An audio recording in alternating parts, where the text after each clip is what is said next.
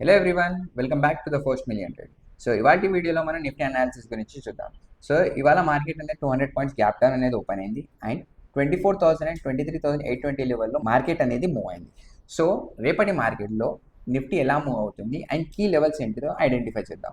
So ఒకవేళ market అనేది ఫ్లాట్గా ఓపెన్ అయినా ఆర్ 23,820 లెవెల్ బ్రేక్ చేసిన మార్కెట్ అనేది షార్ట్ సైడ్ వెళ్ళే ఛాన్స్ ఉంటుంది. షార్ట్ సైడ్లో 23,735 అనేది ఫస్ట్ సపోర్ట్గా బిహేవ్ చేస్తుంది అండ్ 23,554 అనేది సెకండ్ సపోర్ట్గా బిహేవ్ చేస్తుంది అండ్ 23,146 అనేది థర్డ్ సపోర్ట్గా బిహేవ్ చేసే ఛాన్స్ ఉంటుంది.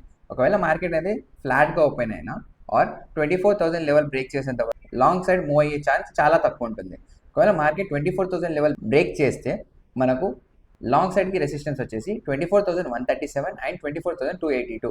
అంటిల్ 24,000 లెవెల్ బ్రేక్ చేసేంత వరకు మార్కెట్ అనేది డౌన్ సైడ్ ఉండే ఛాన్స్ ఎక్కువ ఉంటుంది. So this video is completely education purpose only.